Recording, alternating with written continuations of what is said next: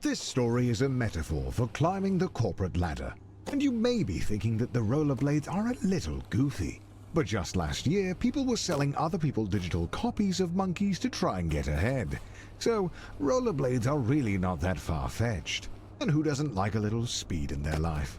So, rollerblades it is. But just remember that everyone struggles to get job interviews, so try not to get too discouraged. Good luck! Hey, welcome to your first job interview. I know it can be a little nerve-wracking, but just relax and do your best. You're sure to get the job. Congratulations, you've completed the interview process. Unfortunately, the company needs you to do a take-home interview. I see a note here that says, "Sorry for making you jump through all these hoops." Oh, yeah. So the company just needs one more interview. The note here says, "Last one, we promise." And to ignore the hoops on fire. That's just a technical bug in their hiring system. There it is, the offer letter. You grab the letter and read it out loud. "We regret to inform you that the role has been filled." Going back to square one always stings, but you're not alone. This happens to everyone at some point in their lives. Luckily, your mom says that your Uncle Gerald has a friend who can hook you up with a job at their warehouse. I know it's your birthday, but the company saves money when the new hires do their training on Saturday nights. So it's time to get to work.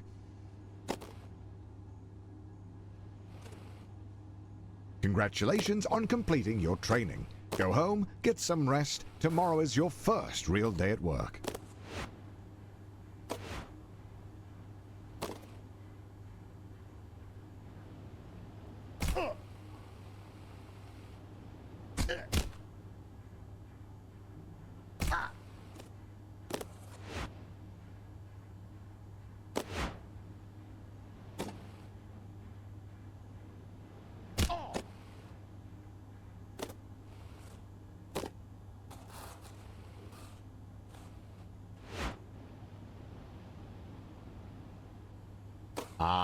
So rumor has it that corporate spent all of their money on fighting Ted's injury lawsuit.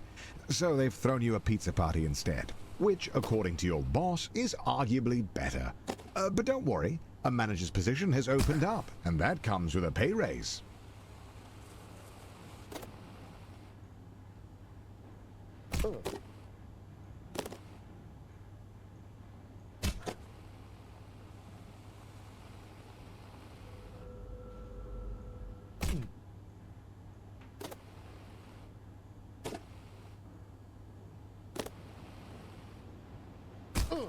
Your mom walks into your room with a letter.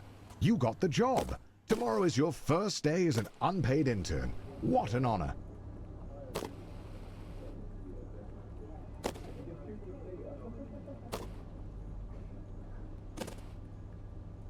Some would be discouraged knowing they only got the job because their obsession with rollerblades makes them the ideal candidate for grabbing coffee.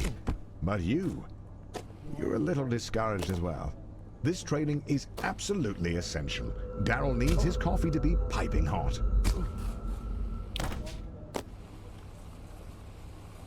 Congratulations, you've finished training. Now the real work begins.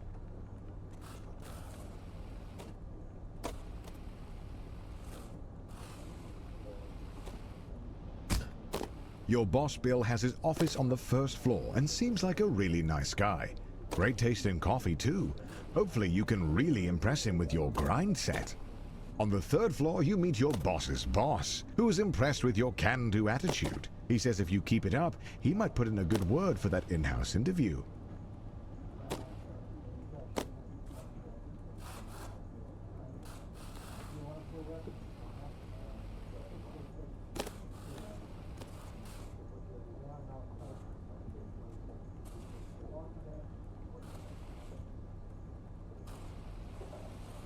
You did it! The job is yours. And as you watch the other interns get fired one by one, you can start to taste the prestige of being a junior financial analyst. You're ready to kick ass and make money, and you're all out of money. Unfortunately, being a junior financial analyst means you're just another cog in the corporate machine. No one is going to notice you if you don't make yourself stand out. Being a cog means doing a lot of the same thing over and over again. But the company wine mixer is coming up, and if you can make a good impression, it'll go a long way.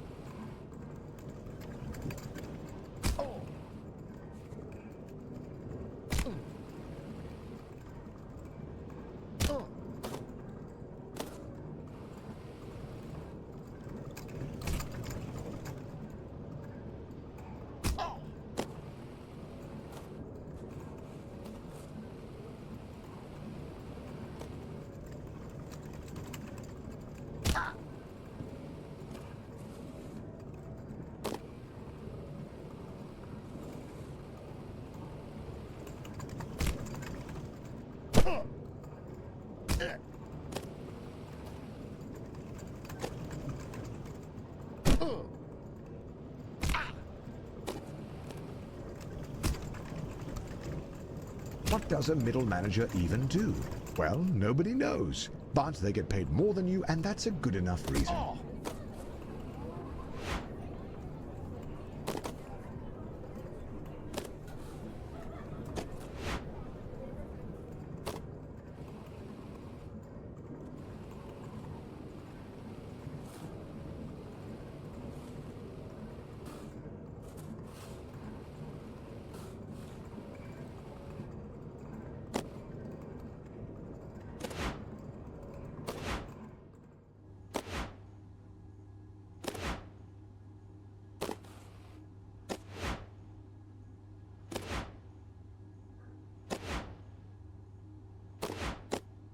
Finally, the company opens up a single middle management position. All you have to do is beat the rest of the applicants and the job is yours. The bumpers are a metaphor for the other applicants.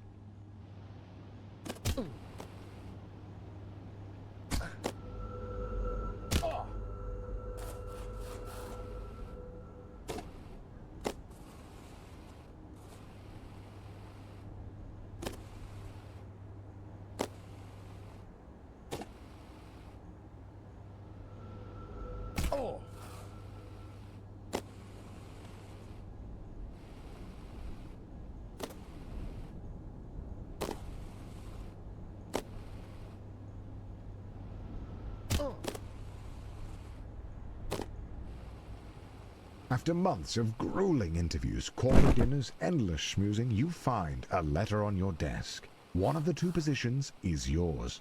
They created another position for Ted. His uncle is a VP. The prestige of middle management. You're assigned a team of juniors, a huge pay raise, and your own office with a view. Not that office. Don't be ridiculous. Oh, and by the way, if your team's earnings drop to the bottom 30%, you'll be fired. Welcome to middle management. No one really knows what you do here, and in fact, no one really knows how to get promoted. Progressing at this stage of your career feels like a confusing maze with no clear path forward.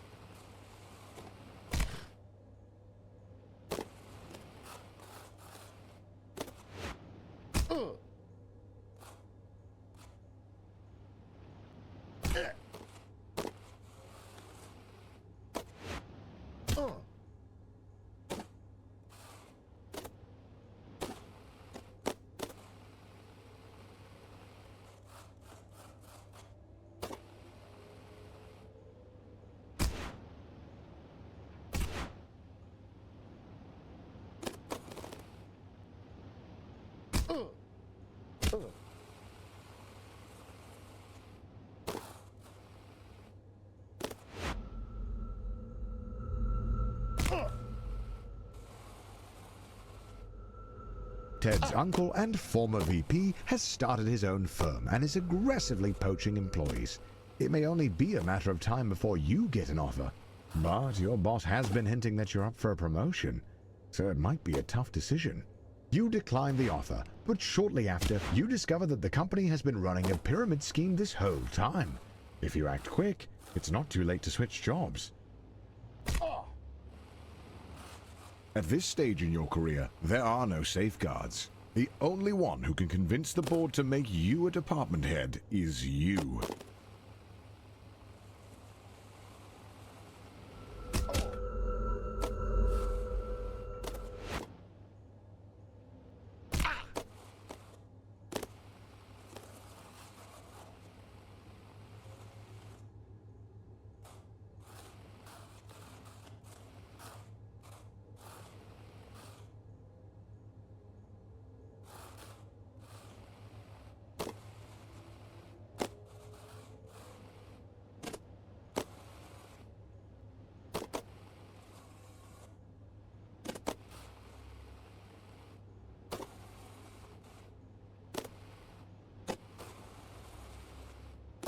You hear about the Doinkler portfolio.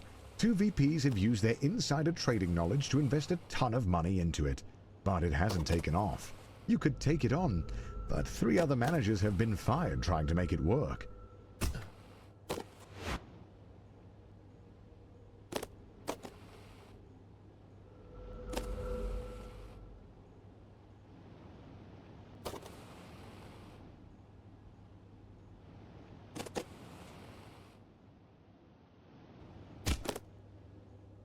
You did it! You pulled off the Doinkler portfolio, you crazy son of a gun. Unfortunately, the vote is tomorrow, and you're 1 vote short. Looks like it's better luck next time. You're still convinced that being a full-time YouTuber is for absolute degenerates, but he was such a class act that it was enough to sway the vote. You are the new department head.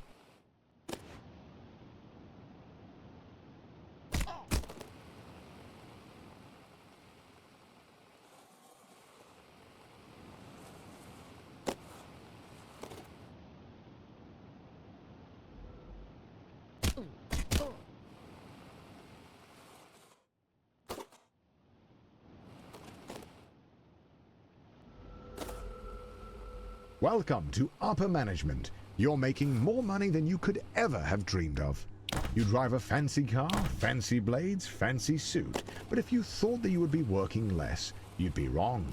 If you aren't constantly pushing ahead, you're likely to fall.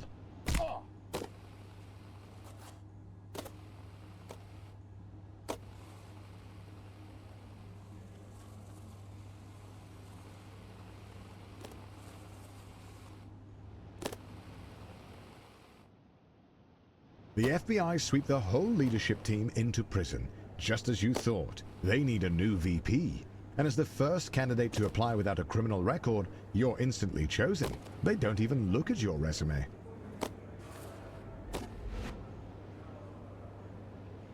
Being a VP at a large company puts you in the top 0.01%. But it's not enough. The goal is and has always been to be CEO. You have no idea how, but all you know is that you need to keep grinding.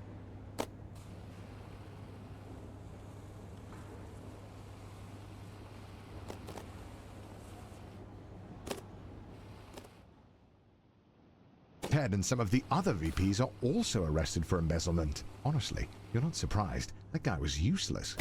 But now they're desperate to fill his spot. They ask you to jump ship.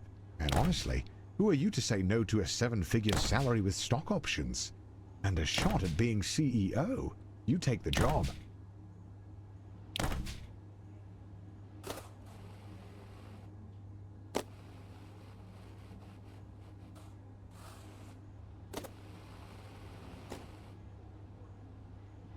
You make a change to the company. It's bold, it's risky. AAA stocks inside AA bonds with chip bond stock bond chips is something no one would ever dream to do. But you did, and the board likes that.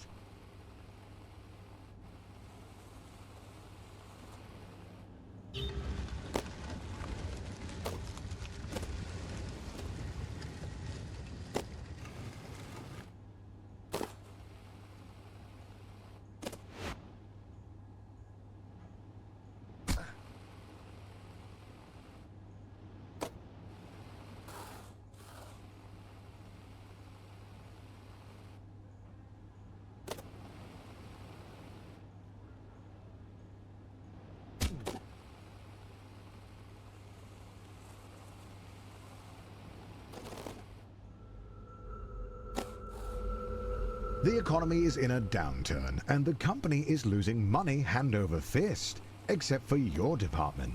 Buying and shutting down companies to create customers for your job hunting app is really working.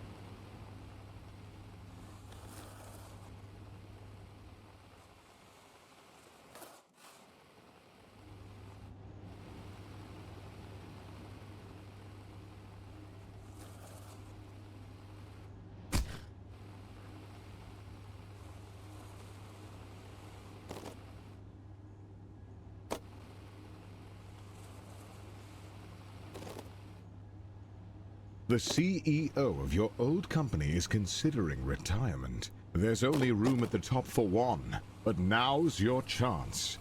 You got this.